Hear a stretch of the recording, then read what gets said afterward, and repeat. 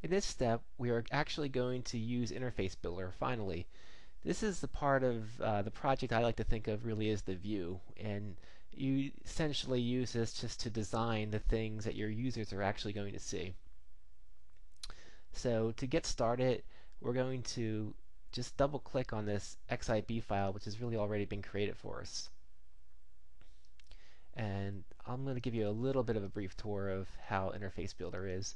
When you click on a file like that, you should get a library window which gives you a lot of different things which you can tell are GUI elements. For instance, labels, buttons, the slider. Um, you have a bunch of other stuff here too, but for now I'm just going to focus on the user controls. You also get the little finder type window that shows you everything that's in your interface builder file. You'll have a significant object is the file's owner and the view. So this is literally the view and the thing that we'll be working with in Interface Builder.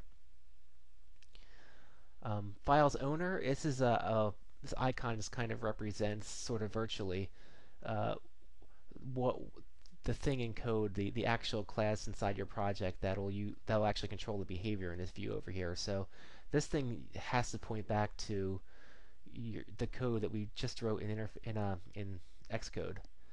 And as you can see over here, if you click on this and then you go to this little identity dialog box, it'll give you some information about this object, and it'll tell you that the class is my view controller, and it'll also list the different actions and outlets that it has available to it. And you might remember we use update label as an IB action, and the reason this class is able to pick this up and knows that this is something available to it is because we use the IB action keyword. And the same goes for my label and my slider. We used back in the code we wrote the IB outlet keywords.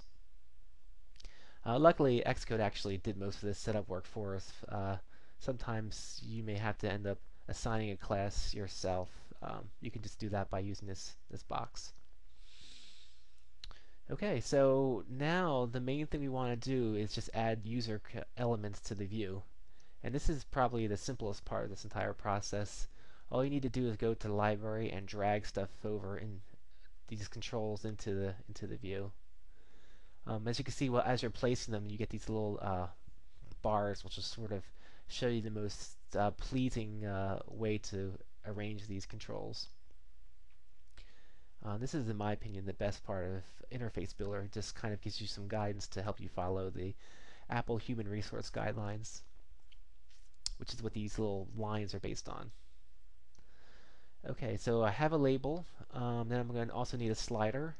So just drag that thing over here. And I'm going to set this up in a supposedly pleasing way.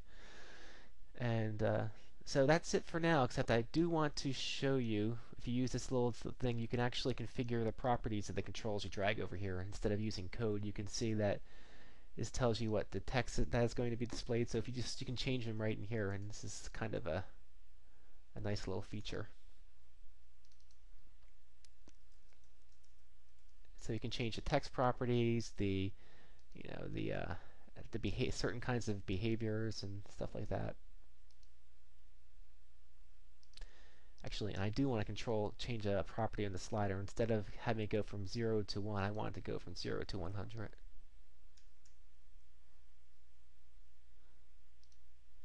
That's it. In our next segment, we're going to show you how to actually control the behavior for these objects.